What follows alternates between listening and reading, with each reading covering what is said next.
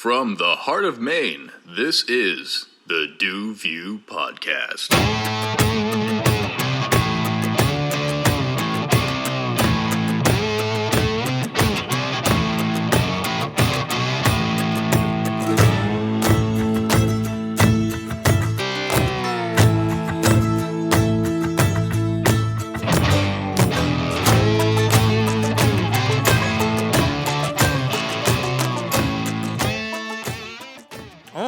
And welcome to this month's episode of the DuView Podcast. Here we go. I am your host, Du, as always, and joining me for his, what is this, like your fourth or fifth appearance, not including your solo group episodes, Luke's back again. Case in point, Luke's back. Times. Welcome to your, again, monthly episode of the DuView Podcast. Obviously, I'm your host, Du, a.k.a. Ryan Dumont, and again, joining me to my right is my college roommate, good buddy, brother from another mother, and multiple appearance guest, Mr. Lucas Rushton. What's good, y'all? Hey, happy to have you back. How y'all doing? Happy to be here. It's been a while, buddy. Actually, like, we were just talking about, like, this winter's just been kind of weird with, like I said on the last episode, just kind of like with the lack of snow and everything like that. Like, I'm calling it. Winter's over. Winter's done. Groundhog said so, too. I mean, the rat in the ground said so, too. I mean, I haven't seen snow for, like, 3 weeks, so. So, by our standards, Maine, New England standards, done. We're done. Springtime Now. Cardinals coming soon to a tree near you. So put out them bird feeders. It's mating season. We just come back from Florida.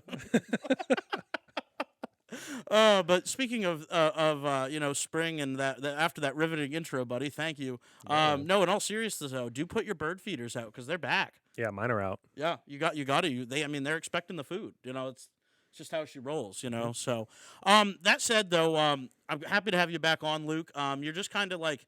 I mean, you're like on any of the major, podcasts, like whether it be Joe Rogan, you're kind of like my Joey Diaz. It's like while you have nothing in common with Joey Diaz at all, absolutely not a thing. You've been on the podcast just enough, and I appreciate your insight. B, you are probably one of the funniest people I know, Hey. and C, it's always great to hear your insight, and also just have like the long form conversation. It feels like we're back sitting in our dorm room again, in college, within reason. So. Yeah, there's truth to that. Thank you. I appreciate the comparison to Joey. Yeah. You're like him in just this one aspect, nothing else. In this one aspect. In other aspects, I might be Duncan Trussell. Yep. There's many different hats. Many different hats. We just don't have spacesuits to put on yet for episodes. Next time we do this, we should wear suits. Yeah, or like hazmat suits, or just get real ridiculous with it. One of the real two. Real funky. Yeah. But thanks for coming back on, buddy. Yeah, Greatly appreciate that. And it's so, good to be here. Obviously, we last heard from you. For those that are religious followers of the podcast, are you tuned in? Yeah, that's a great question. Have you tuned in today? Anyway, but we last heard from Luke and myself at the holiday roundtable, the second holiday roundtable, which was quite a bit different than the first holiday roundtable, I will say. But it was a very enjoyable time. Great to catch up with everybody from Pony and Jimmy and yourself. And but how's 2024 going for you, buddy? How's your new year going so far? I'd say it's been net positive. Cool. We'll take that. Yeah. I haven't drank any alcohol this whole year. Yeah. Dry 2024 so far. 2024. Just feeling it, or just wanted to take a break, or what's your the reasoning behind that, or just no reasoning at all? Just felt like it, or I just wanted like a full system cleanse, cleanse thing. That's understandable. Yeah, it's definitely understandable. Feel good. I can't say. I mean, I haven't drank a lot in 2024, but we had one of our buddy Jake Bass's bachelor parties, so I kind of made up for it there. But more so just collecting the bourbon than drinking it more than anything, to be honest with you. You see, it's a commodity. Yeah, it is. It is a commodity. It doesn't need to be consumed right away. No, it needs to be appreciated though. If you don't appreciate it, that's a different story altogether, right? It needs to be gazed at, talked about, pointed at, photos taken of it. Bragged about. It needs to be talked about in the group chat, and if it's not, then what are you doing? Yeah, exactly. I mean, what's the point? So just how have things been? So you said net positive since holiday roundtable too. Just net positive. That's good, man. I've really enjoyed the mild winter that we've had. Only downside being haven't been out snowboarding, but Right. Yeah, we haven't been able to do winter fun or very limited amount of winter fun. so be it. Yeah, it is. It is. I feel like the weather's been trending that way, and I'm not going to sit here and yell climate change, global warming. Yeah, I did that last episode. Right. I'm not going to do that today, but I mean, all it takes is over time, look outside and be like, last time this year it was -12 and 4 feet of snow on the ground. But the earth does breathe, there are natural cycles. Oh yeah, to no, it. there is. There's definitely natural parts to that. I mean, but we have to be conscious of what we do. As I said, we are stewards of the outdoors and of the environment. We're stewards of our world. Yeah. Regardless if you live in Maine or if you don't live, you don't live. But regardless of that. Anywho, I guess the other thing, just to kind of talk about it, it was a big event that happened in the end of 2023. You're no secret. I mean, if anybody that's watched the podcast, Lucas is from Lewiston, or his hometown is the city of Lewiston in Maine, and obviously we had the horrific place shooting at the bowling alley, and then again at the bar, and it's just horrible circumstances, and I mean, there's no other way to describe it other than just sad and unfortunate. And I mean, like, how's the community doing? Being like, I mean, it's not like you're the sole representative of Lewiston, but like, right. easier to ask somebody how things are going in Lewiston versus asking somebody who's not from there. You know what I mean? Or doesn't care. I know you care about your community. Absolutely, And, I love my community. So, like, how are things going? How's the soul of the community? Like, I would say that the initial event sent a ripple effect through the community. Oh yeah, for sure. I mean, people were like hunkered down. It was like not to bring up COVID, but people were not going outside. Right. People were afraid, and it was evident. Less friendlier looks, no smiles, no waves. like paranoia, right? Yeah, a little bit of paranoia. People are just questioning each other and evaluating who they're around a little more. I think that's changed recently, but that's something I noticed in like the initial, like December, like the first month after. Yeah, it's definitely. After. I mean, definitely understandable. And like, I know we talked about this a little bit on the holiday roundtable too, but I mean, like, we didn't really get into it like I wanted to get into it and kind of talk about it. And so I guess that's kind of given this. Yeah, right. No, exactly. I mean, like, but like, just like you were saying. I mean, like, that's amazing. Like that, even just a shift in a short period of time. I mean, like. Yeah, and the places that he hit are like homestays of our community. You know what I mean? Like, he hit leagues, and he hit at the former Spare Time building. It was a league of disabled folks, and then literally, what was it? The deaf or blind deaf community. Deaf community. Yeah, it was the deaf community, and that's horrible.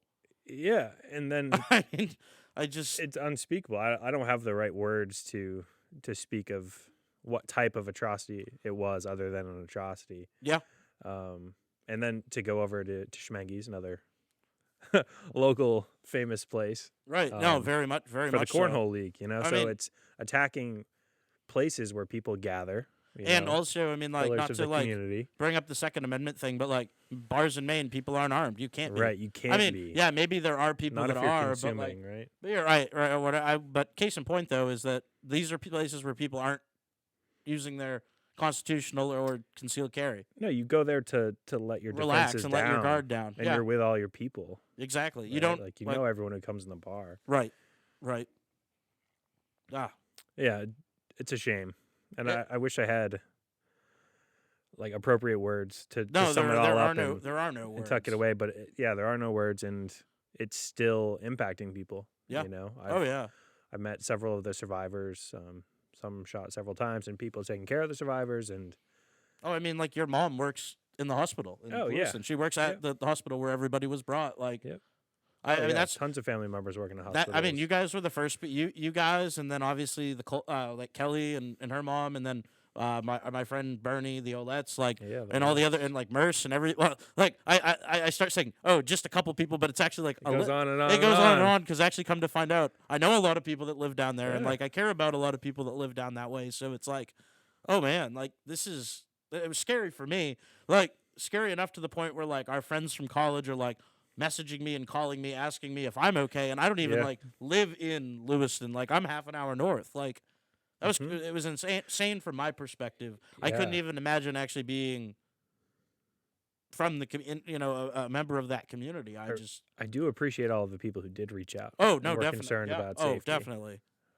Good looks. Yeah. Thank you. Good friends. I mean, Good friends, good people. Yeah. Good hearts. Right.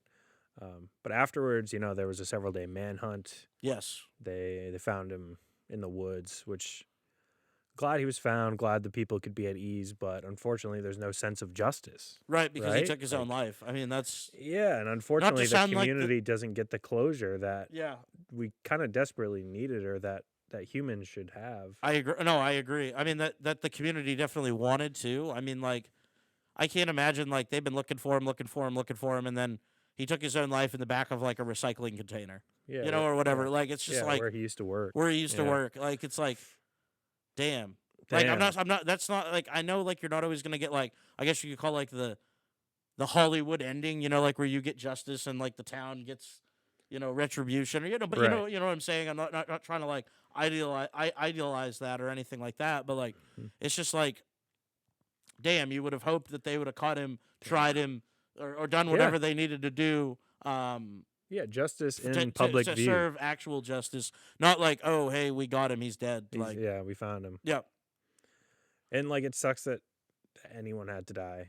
right. It's just one more life, and there's no justice there. And then it's just from the mental health perspective, like someone suffering so bad that not only did he take his own life and was probably planning to do so anyways, but then made a willful decision to go take the lives of so many others. And was going to take even more And lives even more, if a lot right. of these places were actually open on the night. Like, luckily he picked like the night he did, because like mixers and like all these other places like weren't open or like Right. whatever, which was incredibly lucky, I Lucky. guess. Oddly enough, like Yeah. unlucky for these people at obviously the bowling alley and the bar, but I don't know. It's just and it's also not to like take away from what you were saying for a second, buddy, but like just the amount of like failures in the system that Right. allowed for this to happen. How in many the first checkpoints place. failed? Like there's several, but from the local police all the way up to The military? the military, and with extension like Congress, like the federal government, Yep. like there's blame can be equally assigned. Like as far as I'm Right. concerned, Me like too. I just between from the local Leos to the sheriff's department all the way. I mean, it's not like Maine doesn't have yellow and red flag laws. Are they, it doesn't. But it's like if you really wanted to have something taken away from somebody, you can. Like I've worked I've Right. worked in politics. Like I've worked with, and they can say, oh well, that's like unconstitutional or whatever. But how often do things like that end up saving lives end up getting flagged as unconstitutional? You know what I mean? Like. Yeah, it's such a tricky area. And I know of that that's like a contention. once, you know what I mean, like slippery slope. Like I know, like weird situationally, but you know what for I mean. someone like, with a severe and persistent mental health disorder and diagnoses and documented treatment, like you would think that anybody trying to put those flags up would be taken a little more seriously than you'd they think. were. I mean, But I also understand how difficult it would be to try and go take someone's guns away. right? Oh yeah, Right. no, I get it. I mean, I don't know. We talked about it a lot, like with the Weld campaign. Bill Weld is pretty big on Yeah. red flag laws. Yep. Like he talked about how easy it is to get in front of a judge. I mean, but this is also prior to COVID too. So I mean, like I know that affects things too. Like COVID has affected like the legal system. Like they're so backed up. They're backed up, but like. Horrendously backed But up. there's also things that they could do to alleviate the backup, not to get too far away from what we're talking about, but like they could help themselves Yeah. alleviate a lot of that by like anyway, regardless. But that said though, it's just too bad that like there's such a failure in the system. And I mean like I think it's kind of like an overarching theme, again, not to get too off topic, but just kind of everything that's going on with like from the election all the way down, like we have just such a failure in just like all of our different bureaucracies and the safeguards Right. that should have prevented like any of these people from being in office in the first place, or any of these people who are not doing good but are in fact doing harm. Like they're there. You know what I mean? think Like the safeguards cracks are didn't work. beginning to show. Oh, they're in there. The overall system. They've been Yeah. band-aided for a long time. The And band-aids now are they're gone. starting to leak. Right? Yeah. Oh yeah. No, we're leaking. Water babe. is flowing Yeah, out yeah. of the dam. Yeah, we got flow. We got We got public flow. flowage. Yeah. Oh man, yeah, no, it's not good. I mean, I don't It's mean to like harsh. laugh about it, but it's just like, and again, like to talk about like not to sound like what everybody's been saying about, but the state of Maine, like you didn't or don't think that something like that was going to happen here. Like, especially here. just with like the amount of well, I guess this is kind of a catch-22 in that regard. I'm not trying to like by any means blame like veterans for being the sole like source of like mass shooters. I'm not trying to say that at all. Yeah, but by I'm no saying, means. but like I was thinking, with the high veteran population, you have a lot of people who are safely trained on firearms, so they're not going to go like, Yeah. you know what I mean? Like And that that's was the my underlying that was belief always of that was safety, always my right? logic like prior to this event. Like, but at the same time, like if these people are like these folks that are treated like weapons of war aren't treated properly when they come back, you know, like what do you expect's going to happen? You know what I mean? Like I'm not saying that's always what's going to happen, but I mean, fuck, they've even made movies about stuff like this. Like I mean, like if you push somebody too far, like, you know, with Yeah. some of these war movies and stuff like that where people snap and they end up doing whatever they do, you know what I mean? And You like know. in response. I mean, like it's not like this is something like society doesn't know about. One of my favorite like quotes regarding this whole theme that we're talking about is like a child that does not feel the warmth of the village when it's growing up will burn it down Yeah. to feel the warmth of the community that we all need, right? Like that we all need, we all want, warmth. We need to feel belonged. We need to feel safe. We need to feel taken care of. Whether we're Wanted, the ones yeah. doing the taking care of or not, like those are just base human needs. And unfortunately, like from the vet perspective, since post Vietnam, right, and probably even before that, but like in 2024, me who's 20, about to turn 27, looking back, like Right. Vietnam is like the easy thing to point and look at and be like, look how they were treated coming back. Oh, they were spit on. They were Right. terribly. To put it simply, they were treated terribly. Yeah, horrendously. Yeah. Horrendously. And I would like to believe that that has changed, but unfortunately, I don't see it. And I think part of that, not to get too off topic either, is like why we go to war too, and what we're actually fighting these wars for. Like, I don't know if you can. I guess you can call fighting the spread of communism fighting an ideological war. Yeah, If you there's wanna a call whole it lot that. of those. But it was also an empire, kind of an empire building war at the same time. The more places that are pro democracy, pro trade with the United States, there's a reason. Like even Yeah. like why we wanted West Germany so badly. West Germany had all the coal reserves. West Germany had a bunch of all these minerals, and they would have been a trading partner with the United States. You know, just as an Manufacturing, example from yeah. that same time period. But anyway, what I'm getting at is that like, as much as like, yeah, there's terrorism and all that shit, we know well and good now that like George Bush and Colin Powell and everybody lied to the United Nations about weapons of mass. WMD. I always, and I actually, funny enough, before we recorded this morning, I saw the scene from Top Gear where like they're sitting around the table. It's like, yeah, like when the United States invades Iraq because two guys from Saudi Arabia blew up the Twin Towers. It was like, Bum, bum, bum. you know, like it's like, yep, that's that pretty much sums it up right there. You know, it's like, why are like, yeah, okay, we're fighting Womp. for U.S. security and all this stuff that is so crucial to countries and you know our democracy and spreading democracy. But like, I even said this to some of my teachers at school. Like, what if some of these areas just democracy doesn't work? Like, what if there are some regions of the world that just some types of government just don't work? And you That's a can't look at fair it that way. posit. And I'm like, but what if they just culturally, the way they've been after thousands and thousands of years, like Well, even more so than it working or not is like You know- self-determination, you know what I right? mean? As Like- a community, shouldn't we be able to choose what we want our I- form of government to be? I think so, but that's which just would me, be but- democratic, right? right? In nature, right? I mean, even if you like pick there to be like one person in charge, like that still is the democratic pick. That's the choice. You're You're right. Yeah. Like a true Like if they want to democratic be society, ruled by the Shah, like, and if that's their choice, okay. right? And if we choose to be socialist, then that's a democratic choice. I mean, unless like somebody takes power via military force and says, "Now we're going to be a socialist country," that's Right. different. That's totally different. But like, yeah, I don't know. You could That's you could really get into that. But speaking of the community though, and speaking of specifically the shooting, but you're right though. Like these vets, you know, a lot of the ways they were treated was terrible in Vietnam, and Mhm. I mean, like I said, it could be even terrible today because like we know like the sole reason for these military operations are not just for like defending borders and stuff. Like there's minerals involved, there's oil involved, there's like wealth, like for these companies, there's mercenary companies involved. Like they're not purely defense moves. no, they're not like, or they're not for like security, solely secure. Like Right. there's capitalists like They may defend mercantile interests. Right. No, of Like, course. And they do. Like, They yeah, do. okay. So, of course, we're going to want to have a strong Navy because that means, like, shipping is open, which means our rights. which means shipping is safe Yeah, too. you know, it's a, you know, it's a linked issue, you know, like, in that regard. But, like, other things like invading other countries and stuff, maybe not so much. I don't know. Just me. But getting back to your community, Yeah, there was like a big public outpour and outcry after the initial shockwave had kind of rippled away. yeah. Oh, yeah. Right? Like people really did band together and were like looking out for each other more Right. than being paranoid, right? So that whole ethos transformed. After they bought up all the handguns in town, then they started trusting each other again. Right.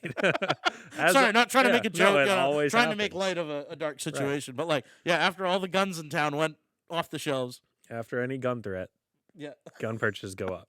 it's true. It's statistics. Yeah, it's math. staggering. Yeah.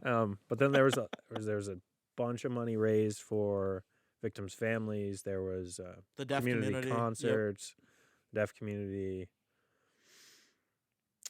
everything. Yeah, as a whole. Yeah, and I mean, like, Yep.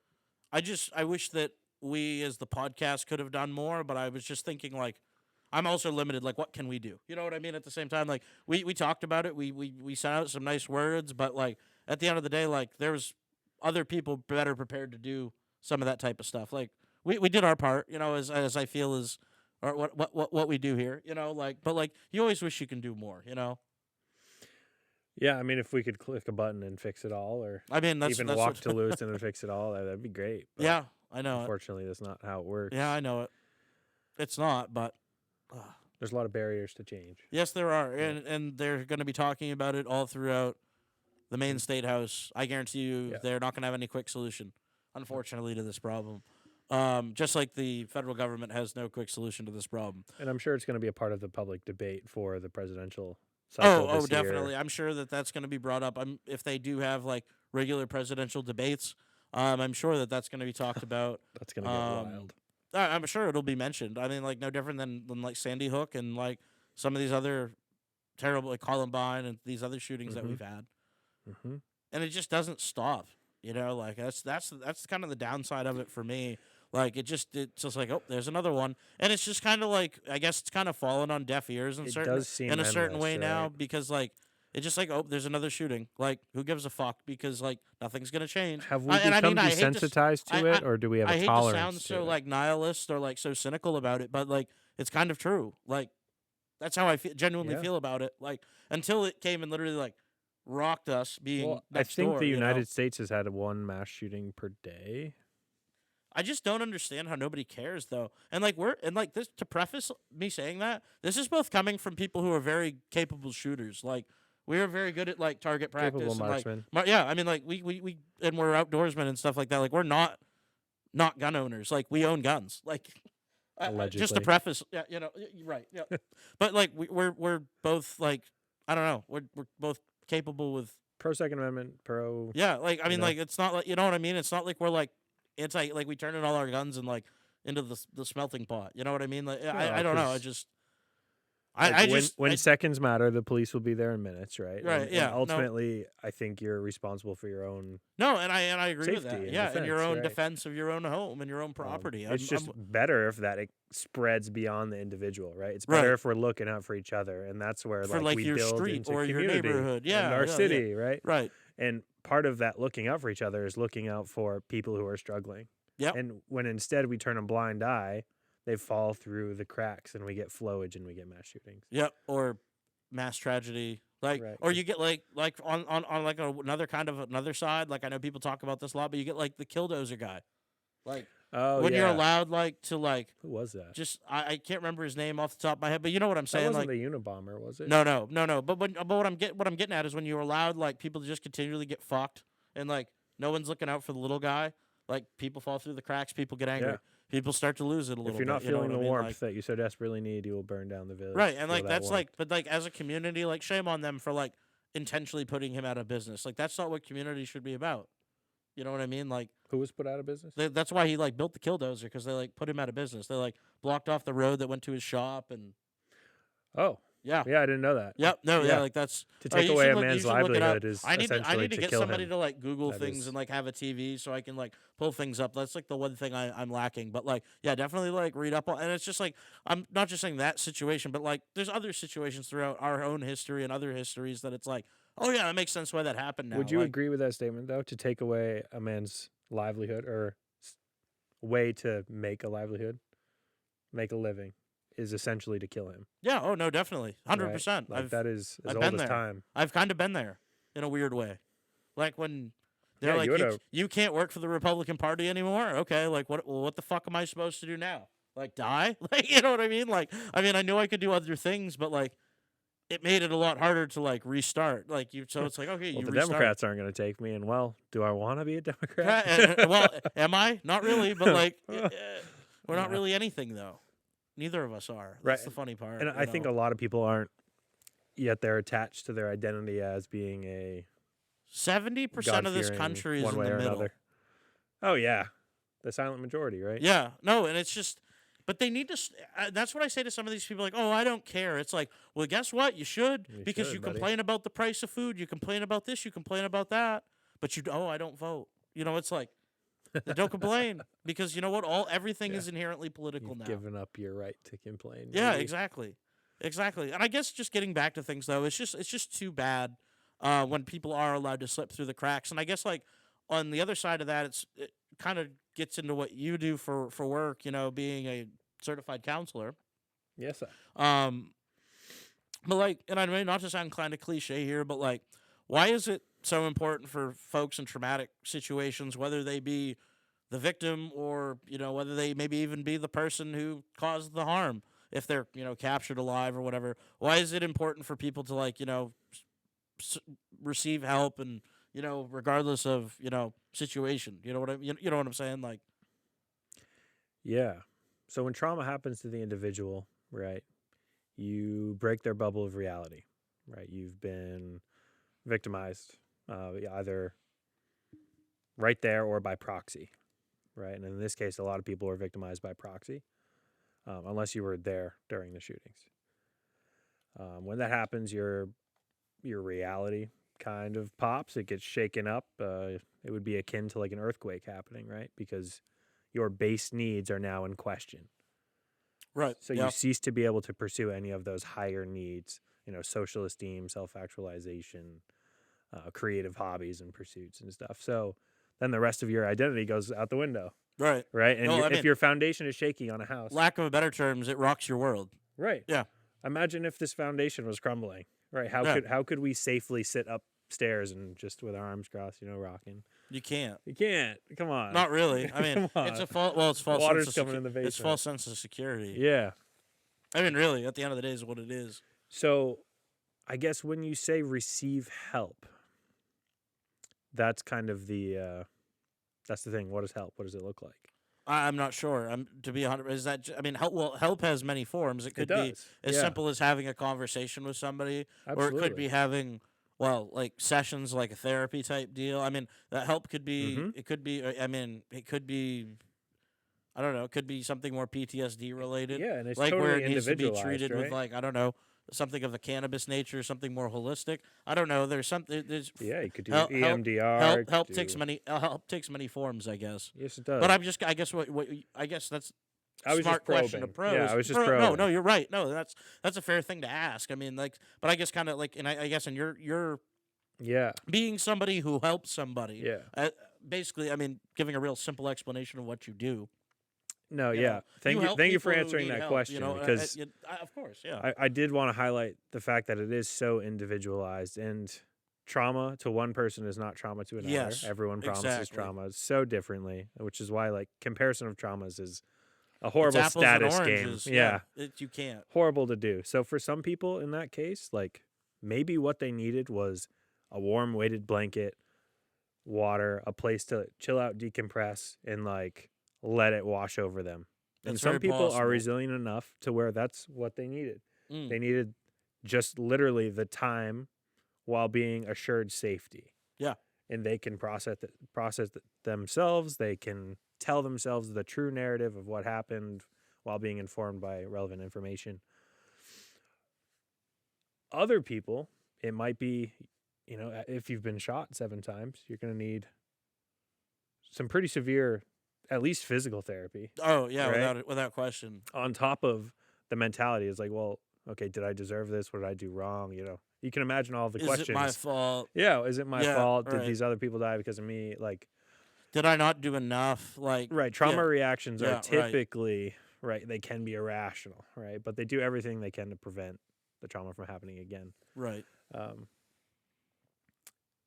But on an individual basis, trauma is so tricky too. It is. No, that's true. And like what works for one may Does not work for another. Yeah. That's very true. Depends on the nature of the ailment, the illness, the trauma, and then the person's individual biological and psychological makeup. For some, an example would be like an art therapy, like a clay therapy might be really good because it's tactile, use your hands. Right. Or some might be more like an audio based because audio, yeah. Yeah, because they can't having things, go on is too much, or whatever, I don't know. A big part of trauma is like the narrative that we tell ourselves. So like I work with a lot of people who have trauma throughout their livelihoods, but starting young. Yeah. Yep. Right? They have ACEs, they're called, aversive childhood experiences. And a lot of the times trauma sends this underlying message, this underlying belief that like, you are bad, you deserve this, you can go on, you can extrapolate from that, but it's all negative messaging. And people have felt what you're talking about. Yes, at one point. yes. Or everybody has at one point or another in their life. Absolutely. Regardless if it's hung around or not is the other side of the coin. Right. How strong is that wolf within you? Yeah, or that dog. How much has it been fed? Either by you or your environment or whatever else will train it. Right, yeah. That dog. Yeah, that dog. So the power of narrative therapy in PTSD is setting that narrative right. It's challenging your own beliefs of, yes, I did deserve this, or I put myself in this position, by playing cornhole or by helping the deaf community, Or like and just trying to going on a date and going bowling or something. Right. Yeah, right. Yeah. It gives you the chance to tell your story the way you experienced it while taking away power from the person that victimized you. Okay, yeah, it's basically taking back the power. Yes, it's or taking back your power, urgency and authority, right? And then whatever you want to call it. Protect that power. See, that's interesting. It all comes back to like your own power over the situation, right? That makes sense. Yeah, and that makes perfect sense. I mean, the prayer that we use at work is, God grant me the serenity to accept the things I cannot change, the courage to change the things I can, and the wisdom to know the difference. Wisdom and self of understanding are some of the most important, or understanding of self. Everything's about control, and like, but that's I want power, control though. over myself. That's power. Right, it's all, and then it's that's all about where the power your balance. Identity comes back, right? Once you have your own power back, you can then patch the foundation. Right. Yeah, no, that's true. I mean, that's true for a lot of things in life. I mean, that's true for life itself, but it's also true for a lot of life's avenues as well, in my opinion. That's definitely interesting, though, that it all comes back to the power dynamic and being able to, like, take back whatever was taken from you, and I guess in a lot of ways, to put it real basic. That's very interesting. That's definitely an interesting perspective. I never really kind of thought about that until you kind of coined it like that. That's interesting. Yeah, because something pops your bubble that's outside of your power. Right. Yeah, you're rock. I mean, like, taken my power. I've been drained. How else can you describe it? Really? I mean, like, there's no other avenue to describe it other than the fact that, like, that is what happened. Right. There's a shift in dynamic, shift in power, if you will. And along with that is like acceptance, almost radical acceptance. Right. Especially when repairing trauma and healing with trauma, because these unspeakable things do happen. Yet, if we just run away from them and hide them and lock them in a box, put them on a shelf. What good does that do for yourself? We don't resolve them. Yeah. And then we consequently lock up a part of ourselves and put it up on the shelf. Which, again, doesn't do us shoving any good. traumas away does a lot of good, as we know. Right. Sarcasm for those who don't know. But at the same time, like, I was listening to this podcast the other day, and it was by some author of a book called Bad Therapy or whatever, and she argued that sitting in your problems and like dwelling on them all the time just leads to further negativity and bad problems, right? Like a central symptom of depression is rumination, which is being stuck in bad thoughts. Right. And she argues that some of these therapies actually just do more of that. They keep you stuck in the bad They thoughts keep you stuck versus in the bad like thoughts. actually helping you progress. Right. But I'm of the belief where if we take that box off the shelf and put it in the light, then the sickness ceases to grow. Because it only grows in the shadows. You can't grow mold in the light, yeah. That's right. That's exactly it. Thank you. Big like a Stranger Things reference. You can't have that nasty growth in the fire light. or the light, you Yep. know. Because the night is dark and full of terrors. Rage against the dying of the light, my friend. We're just all over the place with the references today. We've got them all covered. Hey, we're just eclectic. We are. No, that's true. That's definitely true. But I mean, like I said, that's just like such a horrific event. Just trying to kind of wrap that up. It's just so sad, but it's also, I guess, there's also that, like you said, that beam of hope now at this point Yeah. where people have kind of come back together and like they had a big like concert thing and everything like that, which is good. I think stuff like that's super important. Music is such a uniting force, and I mean it kind of Yes, sir. segues into part of what we're going to be talking about next too. Conveniently, just I feel like music's at such a unique place too, as well as the rest of the world. I think that musically speaking, I think that you've seen like, at least for us, the reemergence of like types of music that a lot of people thought were like long dead.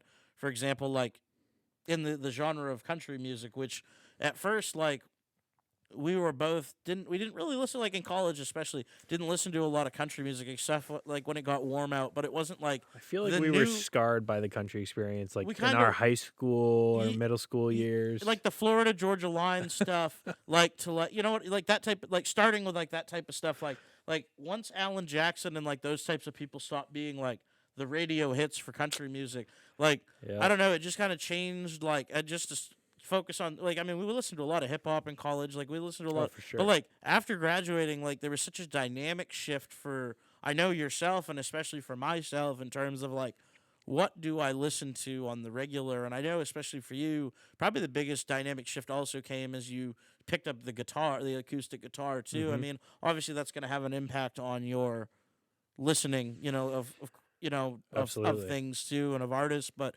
I just feel like we're at a point though now where like there's such a decent roster, and I'm not even decent, fantastic, I guess. I really Fantastic. tremendous, Glorious. tremendous roster of these like people who are never going to probably be on the radio, Mm-hmm.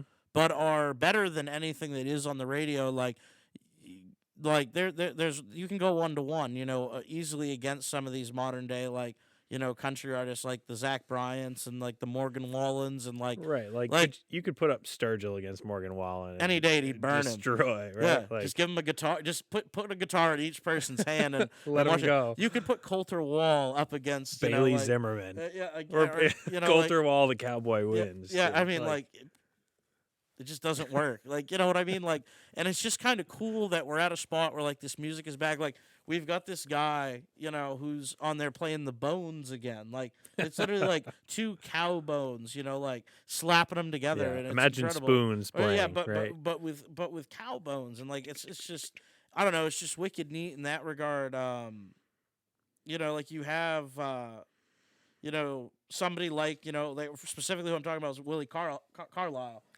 Willie he- Carlisle. He plays the harmonica on like the holder while he's playing guitar, and I mean like, but he's like also not just like talking about cows on the open range. He's talking about modern day political And tractor issues. and He's beer. talking about people losing land rights. He's talking about he's what he calls himself a big tent musician, like everybody's welcome type of thing. And I mean like I like that. Yeah, It is a big tent. I've described myself that as a big. We're a big he's a tent. big fella too. Yeah, he is a big fella too. He needs a big tent. But that said, I don't know. It's just we're cool, and I'll That let you. music's great, I'll let you dude. kind of go off on it too, because you've been kind of in the Man. same boat that I have with it. I've been following that bit of trend for a while now, and some of the YouTube channels that got me onto it were Gems on VHS and Western AF on YouTube, right? And it's And they guys also have like like social media Willie pages. on, Carlisle. like- Yeah, I think they're on Spotify now yeah. too. Oh no, they have 'cause Spotify they sessions. do their session Yeah. recordings, Yeah. right? Willie Carlisle, Sierra Farrell, so Coulter just- Wall.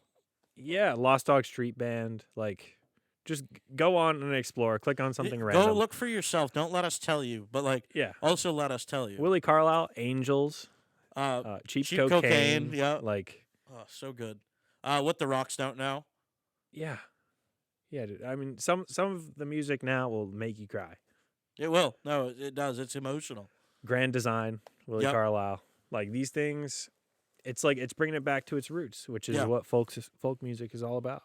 And Western music. And Western music too. They're It's cousins, like, sisters. but it's like brothers. it's all like I always felt like, especially like going back to even like Marty Robbins with like trail songs and and Murder ballads. yeah, basically murder. Yeah, but like even that, like that's like kind of like that's like folklore, like larger than life, like tall tale type stuff. Like you think about it, like this guy, modern like mythology. El Paso, like he goes off, he like wants to be with the girl at the cantina, but he can't because he's a little basically he's a little bitch, and then he finally stands up for himself, and then he's like wanted by everybody, and he comes back and he gets gunned down, and then she like loves him. Like that's like very much like a Then fairy she tale. loves him. Like when's the fair like that's like Cinderella type shit. You know what I mean? Like That's without the original Grimm story. yeah, no, but it is kind of. I mean, like Yeah. when you think about it, that's like a Western like Brothers Grimm story. Or like, have you heard Kate McCannon by Coulter Wall? Yeah, right. oh yeah. Like, that's a modern murder ballad. Yep.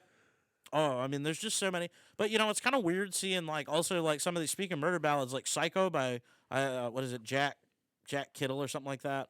I think I'm psycho, don't you, mama?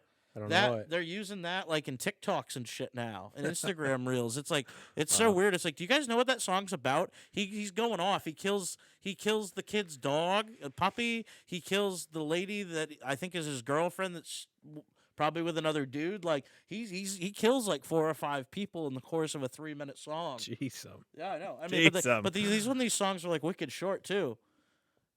Yeah. Wow. Yeah, he's even like, you better let him lock me up. Like that's like what part of the song, like it's crazy. The posse's gonna get you. No, I mean like seriously, like that's like that's kind of like what he was on about, to be completely honest with you. Like it's just I don't know, it's just so cool to see like so many people. But then like people who've been around a little bit, kind of like the Sturgill. Like Sturgill's been around a little bit. He's very much solidified. Is he country?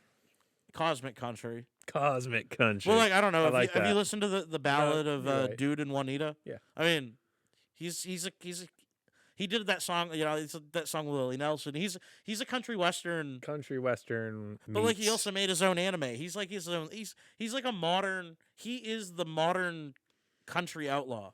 He does whatever the fuck he wants. We're just singing his praise right now. I am. I love Sturgill. Yeah. I would give my left foot to meet that guy. If you had to show one song to an alien, he doesn't do anything on social Turtles media either. all the way down. Like that's the thing. Like you can't even like find the guy because like he's not on Instagram. I don't even know if he probably doesn't even manage his own Facebook. You know what I mean? You could walk by him on the street busking and you'd have no idea. No idea who he is. He did that, dude. He did that for the 2017. He won in the 2017 Country Grammy of the Year award. Was not invited to the CMAs. The country music establishment hates him. They did not want to bring him to the CMAs. He didn't get nominated for a CMA, so he stood out front of the fucking exhibition hall where they were doing the show with his guitar case open, with his Grammys in the guitar case, busking. Quarters, please. Like, incredible. Yeah. Like, he gave the biggest, like, good friends with Merle Haggard. Like, before Hag died, like, they loved, like, there's great conversation between the two of them. Like, I don't know. Like, a lot of people say he, like, I could understand why they say he kind of looks like Waylon Jennings. I've never gotten, like, the same vibe in their music. No, I don't think so. I was like, oh, he sounds like Waylon Jennings. No, he kind of looks like a young Waylon Jennings. Sure. I don't think I don't think same I don't think he sounds like him at all. Really at all though. And like he even covered Waymore's Blues. That's one of my favorite Waylon Jennings songs, by the way. I have some authority to speak on this one. But like I just love that song and listen to that song probably 1,000 times. But that said though, he covered it and he's like, yeah, it's Sturgill Simpson covering Waylon Jennings. It's not somebody trying to sound like Waylon Jennings. No, it's Sturgill Simpson. Right. I just don't get it. But there's a lot of good folk and Western music out right now. There is. I mean, you don't even have to look too far, and a lot of these people are even at like music, like Charlie Crockett. That's another one. Phenomenal. Who will never be on the radio. Which I don't get. Which I don't understand. The man's incredible. And it sounds like country. Yeah, he'd be basically a young black country star. He'd be like the next Darius like Rucker type. Darius Rucker with a cowboy hat. Did You know? Hootie not wear a cowboy hat? I don't know if they did it, but like they did. He did like a just Western playing. album though, like the Yeah. man from Waco, like Man from Waco. that, and he did the whatchamacallit movie, the Scorsese movie, the Killers of the Sun, the Flower Moon. Flower Moon. Yeah. Yeah, he did like that like song too. Oh, really? He's done like straight up like Western. That was a really music. good movie. I'll have He's to go done like watch I that. haven't watched it yet. I need to so get it's on like that. 3 hours. That's the thing. But Well, that's why I worth wait it. for it to come out because I hate taking bathroom breaks at the movie theater. But I am about Yeah. to go see Dune though. Dune that- 2. You might be in for a 3-hour movie. I'm gonna bring a bottle then. We're strapped in, dude. Public intoxication. But that's yeah. You know, one person who has been on the radio is like Noah Khan. Yeah. Okay. I don't know. He's kind of folky indie. I mean, he Travis picks a guitar. more than most, right? Yeah. That's what I'd say. He's definitely more than most, and I guess I mean like, I guess to call it the the kind of the cousin, it always has been the cousin of country music is folk, and I guess just kind of like getting away from the country stuff for like a little bit. Who's on your radar for like folk people? Because I'm like, you definitely listen to a lot more folk music than I do. For like more modern people, I'm you know what I breathing. mean? Yeah. More modern people. Like well, it's not I like, just it's I just Woody said Noah Guthrie. Khan, Like yeah, everybody right? knows. Yeah, Yeah, Arlo Guthrie, Woody Yeah. Guthrie, Doc Watson, Yeah, you know what I Jim mean? Like, Croce. right? Yeah. No, but people like Watch House, Josiah and the Bonvilles, people know Camp, Yep. Oh yeah, I love Camp. Gregory Alan Isakov, the Ballroom Thieves, they're a Maine band. Oh, okay, cool. Actually, Very cool. They live here in Maine. Definitely gonna get more Maine musicians on this year. Charlie Parr is still alive, still Yeah. making music, but he's like 70. Yeah. All right. do, That's do fair. you consider that modern? I mean, modern enough, right? Vincent Neil Emerson, Yes. Right. Vincent Neil Emerson. Yep. Manhattan Island Serenade, classic, certified. Certified. I think even like Hozier, Yeah. He's but isn't folky, he like indie Scottish? folk. Is he Scottish? Hozier, Yeah. Hozier. Yeah, I because don't know. I've seen him like do like drinking songs or like Yeah, something like that, or like what is that? it was Something either an like the Irish or Ballad a of Scottish. Whiskey or something. Yeah, it was something like that. I can't remember exactly what Yeah, it was. that's but- beautiful. Yeah, no, Justin it was Towns very Earl, cool. Very cool. the Wood Brothers. Yep. Oh yeah. Yep. Definitely the Wood Brothers. You know what I mean? And there's just so much more like coming up. There definitely is. And Um, again, also all these people are at like modern festivals and stuff too. though. Yeah. Like they're very accessible. Like Sierra Farrell too. yep. That's true. Ian No. Yes, he's Ian No is folky. very folky. He's a country artist too, but he's also very folky in a lot of ways. I love Ian No, man. Shout out to Jake Bass also for showing me Ian No in the first place. Like I said, we were a week away, dude, when we were in Kentucky, from being able to also see Ian No. I know. We'll It's get a damn there. shame. It's also who we haven't talked about too is Nick Shoulders. Yeah. How can we Phenomenal. How can we forget Yeah. Nick Shoulders? Oh my See, god! I found him on those 2 YouTube Yeah. Oh yeah. channels as well. And he's definitely like a folk country guy, like yeah, but he's like from out like of a the bio, holler Yeah. straight out the bio, which is really really cool because I mean he yodels, he designs all the art for the albums. Yodels, Um, whistles. It's just a fun time.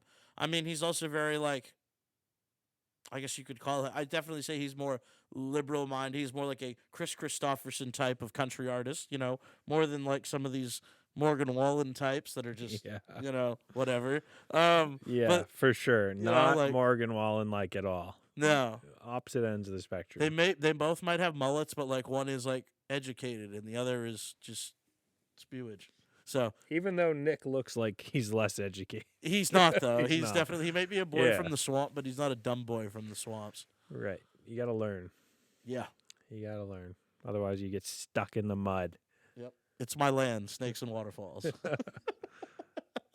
Yeah, wow. He has a phenomenal catalog. He really does. He really, really does. Like, I mean, check him out too. Highly recommend Nick Shoulders. My favorite out of that group, though, is Lost Dog Street Band. Yeah. What? Why? I mean, not to be that guy, but like, why? Well- What is it about them? First off, this guy's wife saws the violin Oh, And no- like no violin shit, just is the way to my heart. yeah, that's fair. If you That's can saw a violin. that's definitely understandable. And he was like a genuine bona fide hobo, No shit. like riding the rode train, the trains. yeah, across the country. And he's that like, that culture is still very much alive and well. he can't be older than 40, Probably not. right? Although hobos don't usually live that long either. No. Like if they stay hobos, like you know what I mean. Like Yeah, your work environment is full of hazards. like and it's like he's 40 years old bully-yard and he looks dogs. like he's 60. Like yeah, exactly. unless you like trim his beard, then you're like, oh, you're actually a young man still.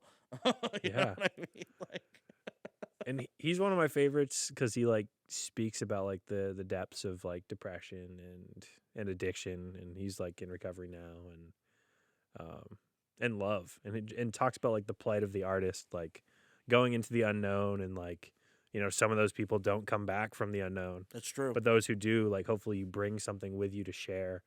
That's like, very enlighten fair. How selfish of you to go Right. into the great unknown and not bring something back. That's And you it. know what? That's not even that's a very fair thing to say, Mm-hmm. in my opinion. I don't know. I That's think just so. in my own experiences. I think that's a very fair thing to say. Yeah, and he's also of the attitude where he's like, yeah, once a song is recorded, like released, written, performed, it's out in the universes. Like it's not mine anymore. It belongs to time, and that's Right. very true. And I think a lot of musicians, like, and I guess this is a good segue into this too, i.e., the Grateful Dead looked at a lot of music that way, Yeah. and Jerry Garcia Yeah, looked at a same, lot of same. music that way. It's not mine; it belongs to Us. the ethos, Yeah, the whatever. yeah. It's out there now, and I guess did you speaking of the Grateful Dead, did you see that they're going to be having a residency at the Sphere in Las Vegas in May and June and part of July? They're doing like That's 3 unreal. weeks. However, you've seen pictures from inside the Sphere, right? Yeah, and I've seen weird photos of the Sphere. Yes. Yeah, of Like course the, you have. Yeah. The sun, the Yes. smiley. Yeah. Yeah. But that would be an incredible experience. Unfortunately, it's incredibly pricey, in my opinion. How much? We're talking Vegas here. We're talking. I mean, it is Vegas too. That's the other side of it. It's also a $1 billion venue, which I understand why it's like expensive. But like, What's the overhead on $1 billion venue? but like, you're starting off. I think cheap tickets are $195. Like those aren't like you're not very close.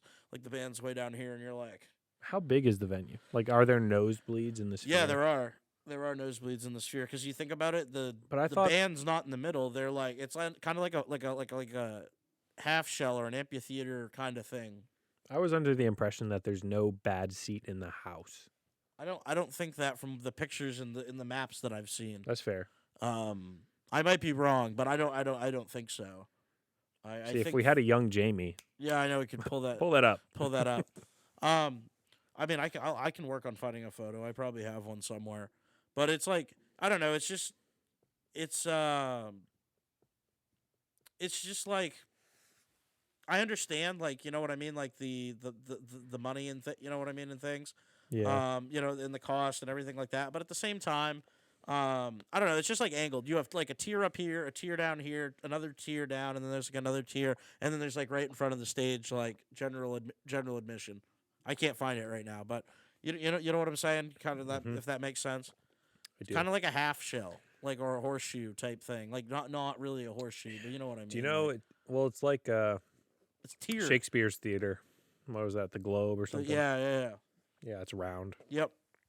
And I mean, it's a cool idea. I just wish that it was like for me, like their last tour wasn't even very accessible price wise. No, it's not. And we paid like a good amount. I'm not gonna lie, like we paid like some good money to go see them at Gillette Stadium. Like I'm not gonna lie, like it's probably one of the most expensive tickets I've ever bought. Yeah. Easily. I can't think of a concert that I've been to that cost more. No, me either. Seriously, like even when I saw Phil Lesh and Friends, like, and I was 2 rows from the front by Yeah. myself, like even that was Thompson's cheaper. Point. That was awesome. Oh no, That was even a I'm sweet saying when I went concert. by myself the Oh. year after Yeah. in Boston, like even that was cheaper. But You that were yeah, 2 that was rows from the front. yeah, That's it was sick. sick. It was really good. Wow. But then it was really sad because the I can't remember his full name there. It's like James something or other. He's a saxophone player. James Casey, I think his name was. He had like stomach cancer or something. He just like died relatively recently. Wow. Like I think I saw like one of his last live performances. Like crazy to think about, like this young, like very talented individual that just was like you see him playing and then like you follow him on Instagram, and then you see, oh, they're doing like a GoFundMe, and then like 2 months later he's gone. It's like, oh shit.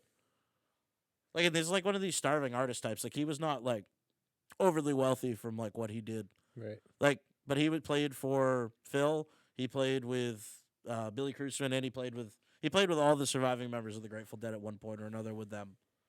Like, he's just that good. Mm-hmm. You know what I mean? And it's just Yeah. like, it's too bad you lose people like that. A mainstay. Jason Crosby was there though. Again, we love Jason Crosby. Like, he has people that love him. So there are women that always scream his name too, and he's always like, hey.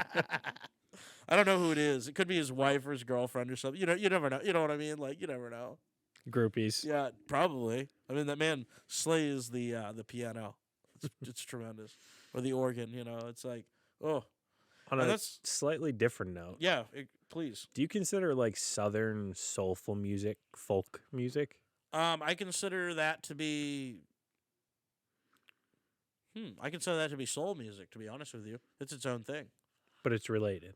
Yeah. Oh no, it's definitely all part of the whole like Americana thing. Like, Yeah. out of the Southland comes soul in Chicago, and like where you have heavy concentrations of, you know, African American communities. You know, like that's gonna happen.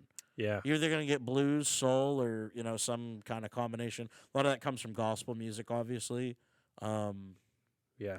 Yeah, but I would And like consider I would folk consider music that comes like its from own like thing. Appalachia, you'd say. Yeah, I'd say that's more like Okay. white hill people. Yeah. Yeah. You know, I learned that the banjo is actually like I think like a West African instrument or something. Oh yeah. Interesting. Yeah.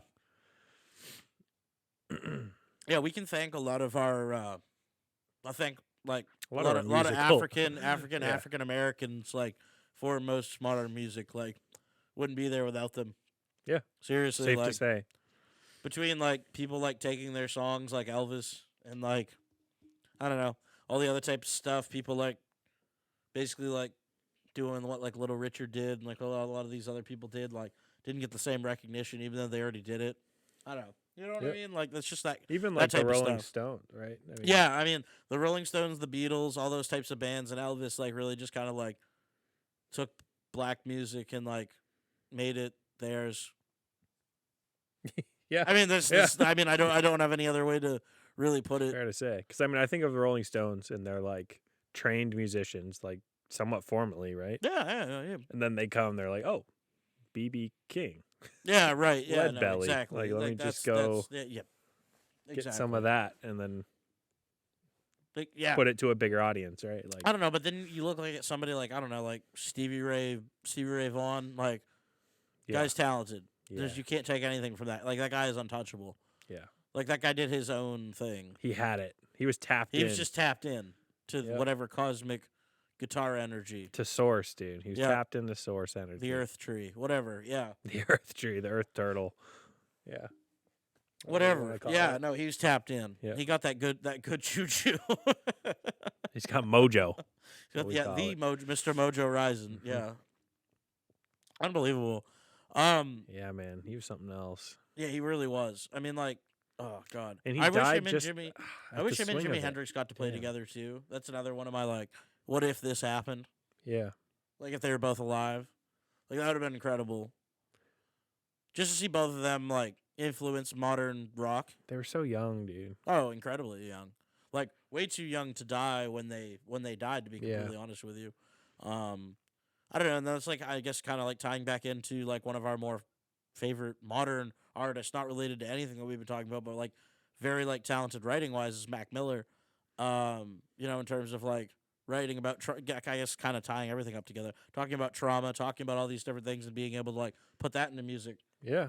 You know, like that's like kind of like, I He guess, used music to talk about his demons. to and kind of talk about like, I to guess battle them. that's kind of like the modern, like, I guess you could call it like the modern American like music things, like however you want to use music to like megaphone yourself, you know what I mean, or like Mhm. describe what you're talking about. And I think that that's why music's so cool in a lot of ways, you know, for me, in terms of just like whether it be whatever genre it be, and I guess is what I'm trying to get at to tie it up in a bow, you know what I mean, like, Yeah, we connect with music for a reason, right? right. And that reason is because it mirrors a certain part of our soul. Oh, Right? definitely. Like it resonates. Definitely That's does. I mean, crucial. And you that's have to why I find think stuff like that. yeah, no, and I think that that's like you were saying earlier with like why you have people come together is just like over those like common shared things. Like that's why people go to like events and like stuff like that. That's why people need to feel safe to be able to go to things like concerts and like bars and stuff like that because like think about most local music stuff like that's played at bars. It's not played like anywhere else. Like that's just the way that's just the way it is. Yeah, I wrote a paper one time, and my professor had a problem with it, but I put that musicians have a, what do you call it, occupational hazard, Interesting. just in their environment Yeah. due to, obviously, all of the alcohol and drugs that's around them. And I was they like, didn't does consider this that. need They didn't consider explanation? that an occupational hazard. Right, I do. I do. I think I that's do. It's a huge Sometimes you occupational. just play for tips and beer. Yeah, or sometimes you don't even get paid. Right, you don't get get paid. stiffed. Right, and You're maybe living in a someone in the van, audience like- will buy you a drink, and then that's what you get. if you're lucky. Yeah.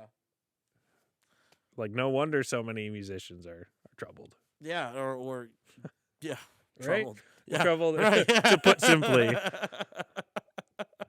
Yeah, I don't know, dude. And speaking of, I guess, like, not to say helping troubled people, but helping folks, face their demons or whatever, I guess, like, looking at your kind of career path. I mean, not to kind of, like, solely that's what you guys do in therapy, but, I mean, that is part of what you guys do. And so looking forward for yourself, I guess, to kind of transition out of music, what do you see yourself doing in the future? Do you like doing what you're doing, working with, like, a youth environment, or are you thinking about getting more into like one-on-one counseling, I guess, like to kind of turn things back in on you? I know we've talked about your expertise, but just like because we're all young, like we're all trying to find our way in the working world too, you know. Yeah, still young, still lots of time to pivot. Yeah. Oh no, definitely. Well, like I said, like Mr. Millett said, reinvent yourself every 5 years. Every or 5 whatever, years, so, right? But like at the moment, where do you find yourself, buddy? Well, I still have. Let's see, it's March. Yes. I still have 7 months till I'm fully licensed, Oh, cool. Right on. which is a long time and not a long time. At the That's same like time. me saying I have another You year know, of you have school. another It's year. a long time, and it's not a long time. Right. It's about the same, but I get you. I don't think I see myself working with my same population for a long time. It's really Yes. kind of taxing. And to preface, know. Luke works with The What- youth. the youth. What specifically, like, Um, are they It's juvenile called youth or co-occurring. like what? so people who suffer from substance abuse disorder and mental health problems. There you go. Yeah. That sums it up. But anyway, and I can understand how that would be taxing, especially when you're like in community, like 12 hours a day. Yeah. About 12 hours a day with the 10, kids. 12 hours a like day. so I can understand how that could be like taxing, and also the schedule's kind of weird sometimes, like right? Like I mean Yeah, it's funky. Yeah, anytime. I mean like you've had to like go in cuz like a kid ran away or like something like that. Yeah, like, get called in at weird hours, get called to stay for weird hours. it's But it's a lot of expenditure of energy of my own. that's true into Which- the kids that you're trying to also rehabilitate. I don't know what the technical term Yeah. for that rehabilitate. Yeah, rehabilitate. help. Whatever help is, Hopefully get like them we to help said. themselves. Yeah, well, that's But- a big part of it. Yeah, because most of the time, like, people don't accept that they need help, right? Like, Right. acceptance is the first stage. Denial is the first thing that you need to go through. But getting people, once they ask for help, they're ready for help. Right. And then you eventually rehab yourself with, like, the guidance of people like me or my coworkers. Your compatriots. Yeah, my whole field, yeah. Yeah. Because, I mean, I work with people outside my agency, too. Right. Yeah, it's a I work big with web. DOC, Right. I work with everybody. And it's kind of taxing. You Yeah, know? So I can understand that. I like the idea, like I do a lot of groups. Mhm. I like the idea of group work.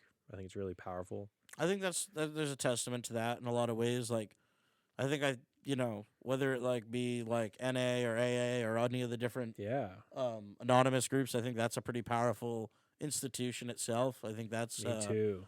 And I think honestly, that helps people a lot. they have some of the best rates of success. Do Those that- 12-step what programs. are the like?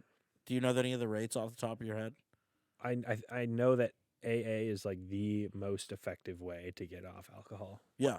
The most effective way would be to do AA and professional help. Yes. Right. But purely professional help doesn't even that compete, alone I don't will think. not. Right. I understand Right. that. Yep. Because I mean, substances. To me, there's a vast difference between substance abuse treatment and like mental health treatment. Mm-hmm.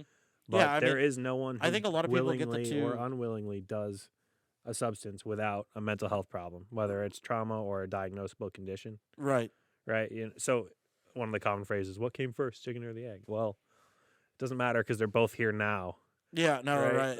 like- At that point, like, and that's why I think they get kind of confused too. You know, Yeah, and I'm not yeah, they do. confused, but you know what I mean. Like, so that's why they're always like in tandem with each other. You know what I mean? Like, Yeah. that's like, I don't even think that's even like the best way for people to look at it. Obviously, but like that's like, I guess unfortunately a little bit of out of our control. Right. And for- we come at back the to ti- control. at the moment. You know, like Yeah. that's true. That's And- very interesting. Yeah, man, it's so interesting. It's fascinating, and that's part of what keeps me in it. Like, I think the reliance of another thing, like a physical thing, like a substance, is so interesting to me. Oh yeah, no, and it that is. it tends to be like the cure of the disease itself. Like the answer to the disease is within it. And so like, how do we treat that? Because if you ask people who are actively suffering, are you suffering? They'll probably be no. Like No, I feel my yeah. best when I'm drunk. I feel Yeah. like the most myself when I'm high. You know And what I think mean? that's Like, kind of part of the reason why you have these folks, like even down in like in the Portland area and some of like with these shelter situations and this homelessness yeah, you situation. can hear. I think that's like, yeah, even here in Augusta, it's like, well, you can come stay in a bed. Yeah, but then I can't do drugs. It's like, yeah, but don't you want to go inside? It's warm. Like, yeah, but I feel my best Right. when I'm doing my whatever. It's Right. like, And at some point, that's wild if you think about it. You know right, what and I that's mean? how Like, it starts. Yeah. Right? Oh yeah. And then you get to the point where you're really suffering, and it's like you're sick without it. Right. And then yeah, that's when the problem is like, okay, we need to fix You it. need And to get that's why, then you're in detox and then right. Oh, man, going in the withdrawal, dude, or instant withdrawal. That's why some people hate Narcan. Yeah, yeah. Like, you could save someone's life and they're hating you because you just put them in instant withdrawal using Yeah, Narcan. you ruined their high. Yeah, Right. exactly. Yeah. Ah, so tricky, man. It's wild. And it's just like and that's the thing, like you're gonna obviously see that in your field because like I said, the two are inherently linked regardless. You know what I mean? Right. Just like at this Right. time. And I You know saw what it I in mean? my community and in our community in Manchester before I Ooh. ever saw it professionally. Yes. Yeah, Um, definitely Manchester as well. Yeah, It's they have it's the fucking biggest. everywhere. It is everywhere, but It's I think yeah. Manchester has the biggest problem per capita. You think so? I think it's up there, What between like opioids, booze, specifically opioids. Oh, yeah. opioid, yeah. Well, they did say it was the opioid capital of the United States. Yeah, that's what I'm thinking. I can't imagine how a state so small can be the. Per capita. Yeah, I mean, I understand that too. But it's just a state so small Yeah.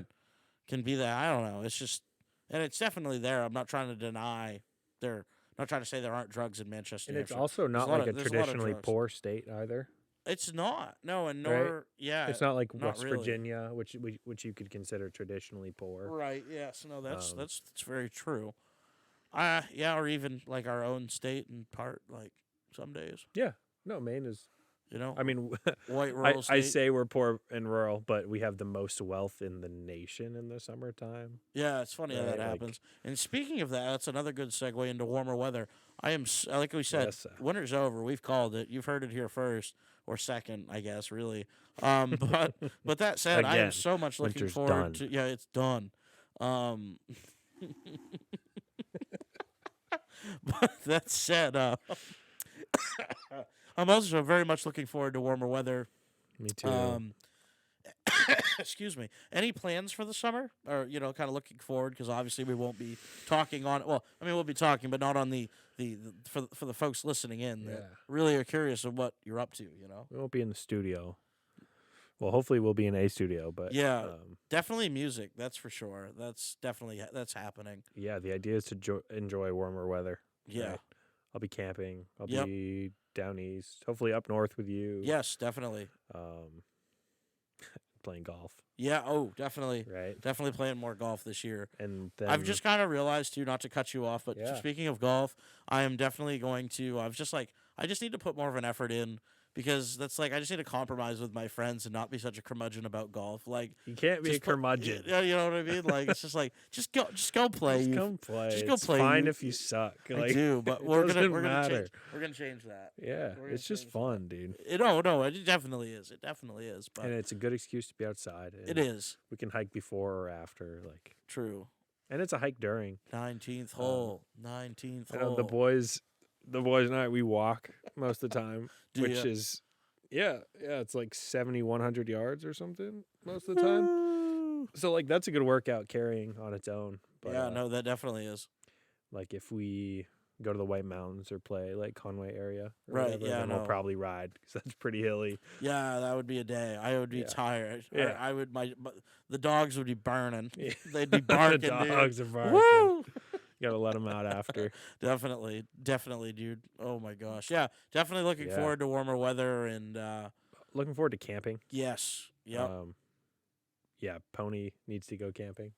yeah. I want Pony to also Pony needs to come with us to northern Maine because Yeah. his photography. It'd be very beneficial to his photography because the sunsets up there, dude, in the summertime are unbelievable. You know, like they really are. Even just like by camp and stuff like that, it's really unbelievable.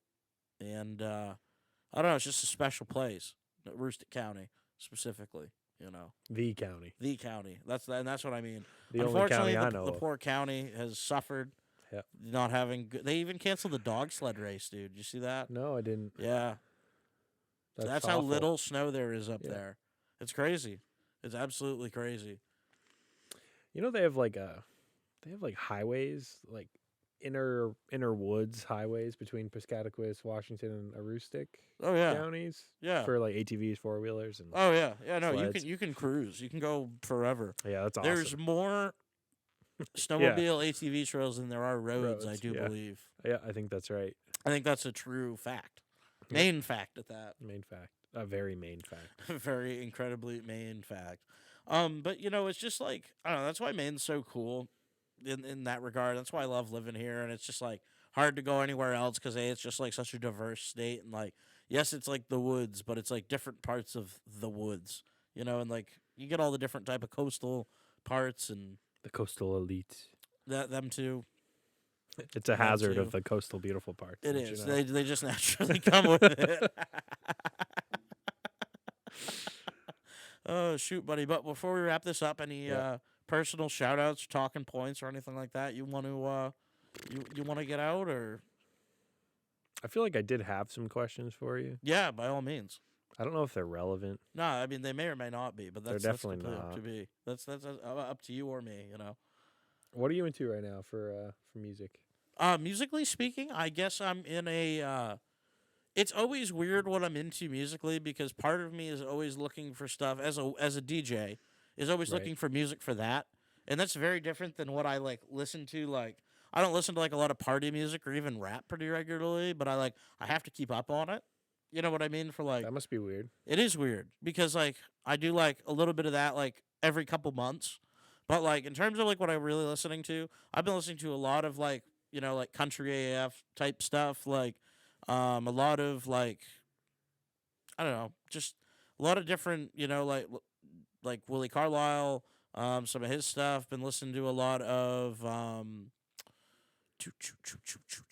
thinking on my like on some of like more like the live like Grateful Dead stuff. That's definitely more like Yeah. bluesy or country. Yeah. Definitely been listening to. You sent me actually. I definitely need to talk about this. You sent me an incredible playlist that you got off a friend of yours or coworker. It has all of Yes. Bears being Osley Stanley, the guy who created LSD or created like the He most was a LSD. clandestine But he chemist. also was a a audio god and just well said. all around just like interesting dude. Yeah. He recorded like Good old bear. God, he recorded just a ton of live albums. They found I mean, over 600 tapes, I think. something like, and it might even extend over. Yeah. He recorded for anybody from the Allman Brothers to the Grateful Dead. Obviously, he was very good friends with Janis them. Joplin. Janis Joplin. He has a Johnny Cash and Yeah, Johnny Cash live at the Casino Ballroom. I have that on vinyl. It's a great. I mean, June. he just took people that he thought were cool and recorded their stuff, basically. You in had his unique mixing and recording style.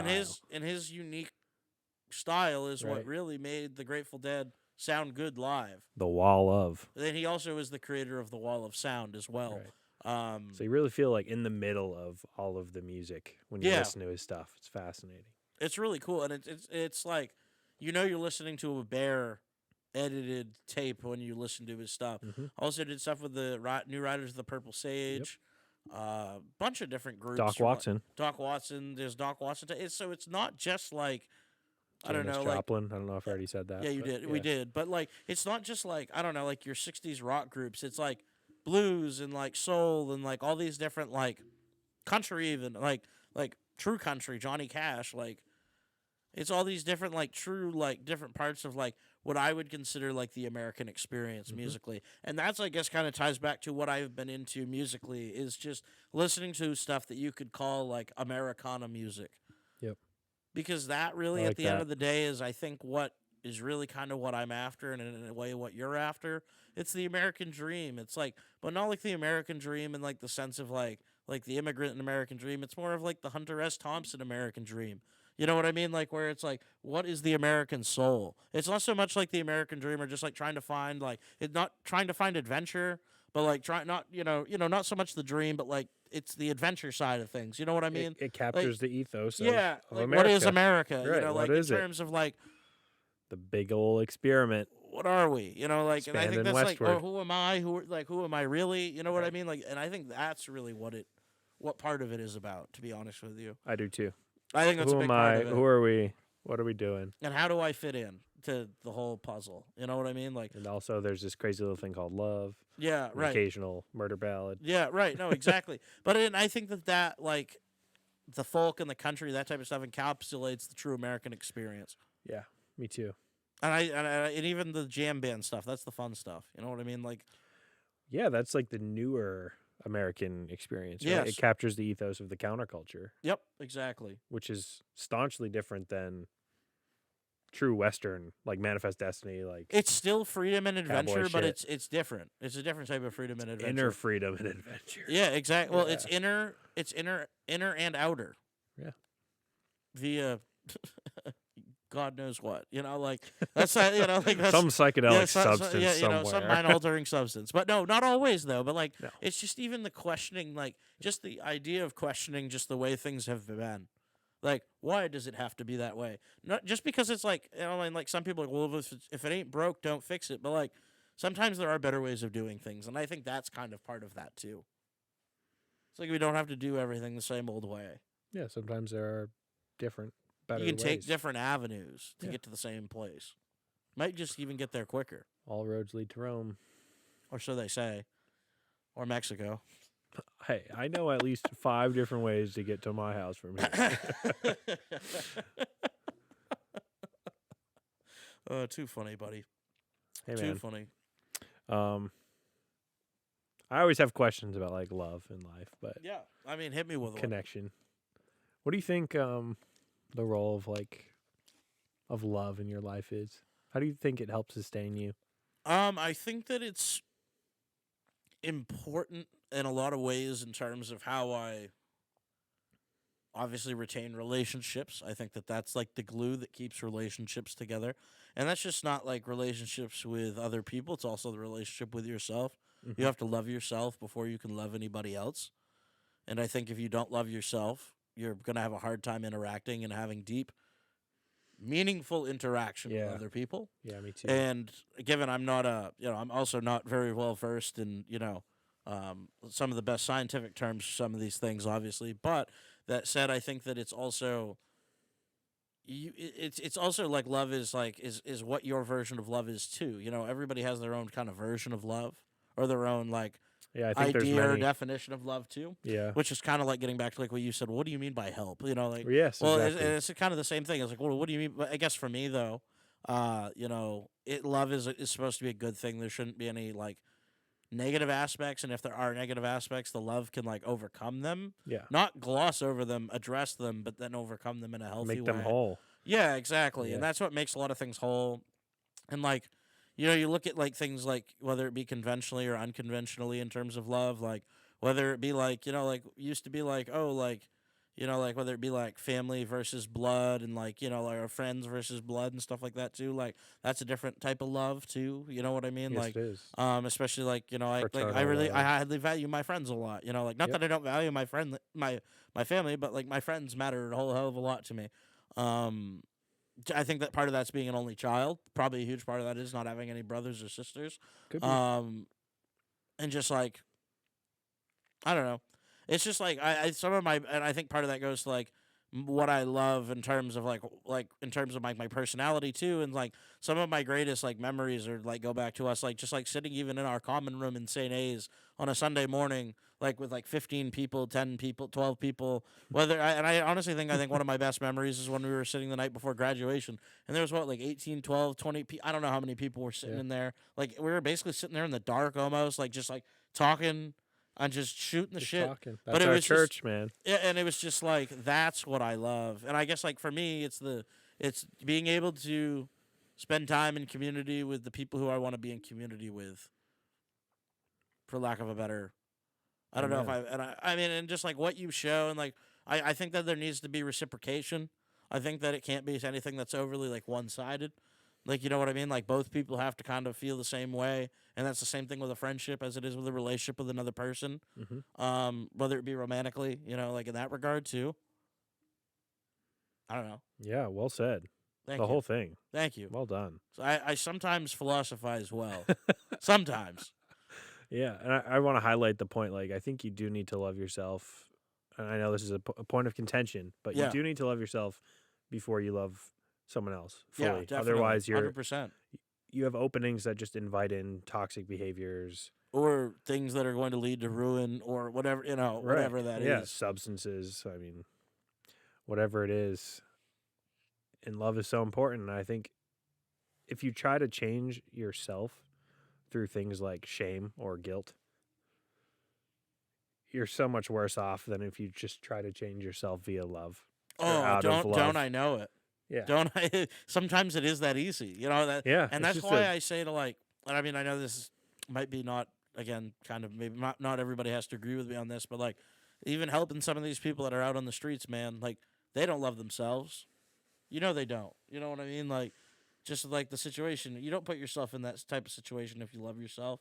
Like something happened Something to you. happened. so that you don't. I don't know. Many things probably happened. Like I'm just saying some things. Yeah. I just think that like if you love yourself, I don't know. I just think if you truly love yourself, you're going to do the things it takes to like get yourself comfortable or like to even succeed. I guess I don't want to use the word succeed, but like Yeah, succeed in a relative term, right? yeah, just like succeed Yeah. like to the point where like I don't know, like you have like your food, your shelter, like those types of Yeah. things. Not like, oh, I'm a millionaire, like that. Right, but, you're like, basically you're productive for yourself. You can basically provide your basic can needs for sustain. yourself, and then you start helping others, like or Right. start interacting more with others. Right. Yeah. Like spiritual awakening, any sort of like internal awakening has to be from love. Yeah. And then that is where like revolution or another word, big changes Yeah, happen outside of you, but they Mhm. have to start within you. Like yeah, the individual revolution needs to be first. and I think I've seen that with like my own self. Like from time to time, like especially when you see yourself, like as a single individual for a long period of time, and then like when you get into a relationship with another person, for example, Mhm. you know what I mean. That changes your dynamic. You have to be cool with yourself if you want to actually have a healthy relationship with somebody else. Yeah. Again, that's romantic, that's friendship, that's all of them, and I strongly believe that. If like I said, if more people love themselves, I think we'd be better off. I mean, it's easy do for me too. to say, but Yeah. like you know what I mean. Like you get what I'm saying. I do. And another question, last question Yeah. that relates. Yep. It's like, how is your perception of God transformed or changed, or where's it at? Ooh, that's 'Cause- that's a loaded question. I know, like, over the years, I always ask you these things, and you're always like, oh, I'm a retired Catholic. Or, I still feel that way. know. I still am a retired Catholic. I think I'll always be a retired Catholic. Mhm. I think that's just part of my life. I'm in the club. Like I got confirmed. Like you don't ever like You're going to It's auto like heaven. it's like a no, no. By no means am I going to auto heaven. That'd be too easy. But no, all you have to do is like donate like $1,000 to the church, and they let you in. Anyway, no, I'm Oh, that shit. like that. Like Wait a it's second. like the old days, Like anyway, no, I'm kidding. But in all seriousness, I don't know. Like I think there is some type of cosmic being, whether that be one being, excuse me, whether that be multiple beings. I don't fucking know. Whoa. I don't really know. Whoa. My brain is not a supercomputer. I put more stock into what I can see and read and can do research on. Sure. Obviously, there is some type of force telling these people to write all these holy texts throughout history. I'm a pretty logic based guy. All right, like something fucking happened that was either like massively like cosmic, whether that be extraterrestrial in nature or whatever, crystal skulls, fucking building pyramids. Whether it be something like aliens, or whether it be something like that, or whether it be something from dimensionally speaking, or whether it be something supernaturally speaking, or whether it be something I don't know, I'm not like there were giants or something. You know what I mean? Like something like like shit like that. Like shit like that. I don't know, fantasy wise. I don't know, whatever you want to call it. Like what you'd find in like fucking Game of Thrones or fantastical. some shit. Fantastical. There is something that happened that inspired people to write about it, and a lot of people bought into it. That's what I'm getting at. Yeah, and you find the same stories all over the world across different cultures, just which like I different also find shit. interesting. Like even from the flood, for from example. Islam to fucking Christianity. There's Dude, ties. I think Jesus is mentioned more times in the Quran than in the Bible. Very well. Someone can fact check me on that, but very well could be.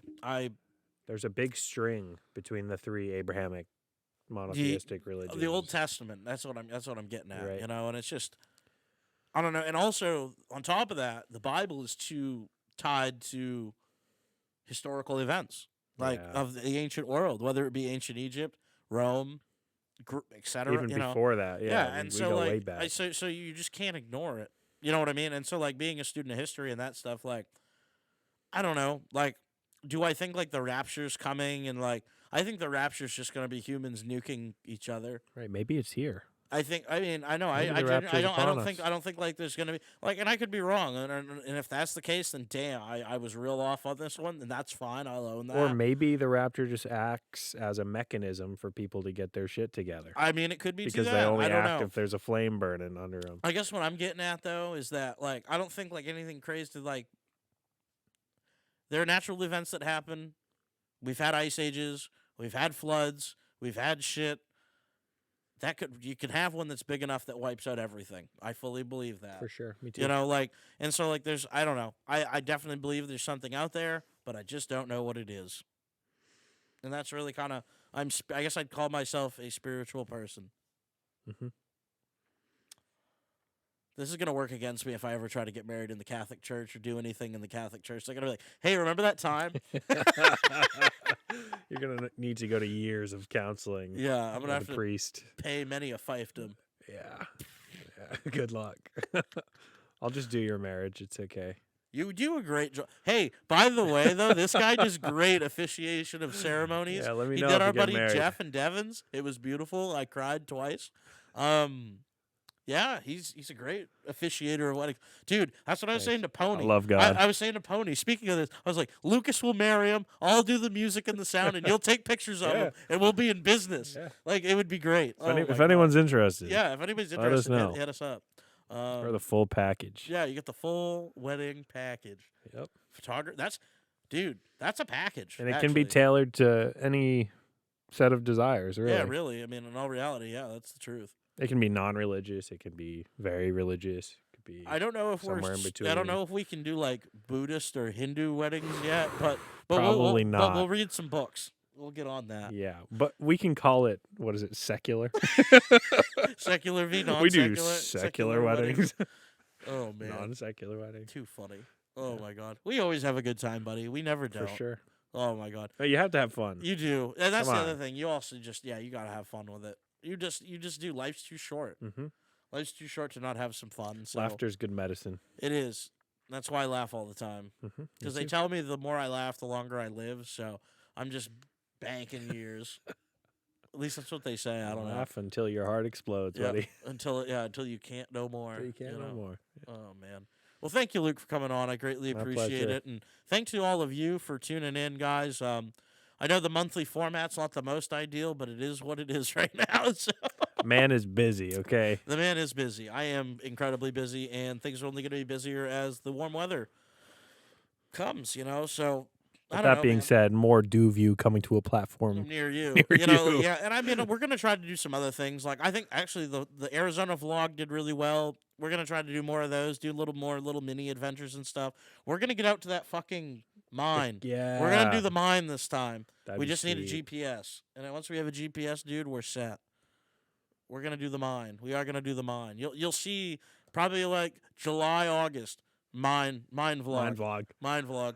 Anyway, Thank you everybody for tuning in. Thank you, Luke, for coming up and making the trip up here. It's always good to have you on, buddy. I always, like I said, man. Easy to burn an hour and a half. You know? But that said, guys, we'll be back in April with your next month's episode. Stay tuned to the DuView Podcast on all your podcast platforms. DuView 207 on Instagram, though. Give us a like, give us a thumbs up, give us a rating. It always helps us with the algorithm because we're a small podcast. We're a local podcast doing local stuff, covering really kind of local events and local people. So that said, guys, thank you so much for tuning in, and we will see you guys very soon. Take care, folks.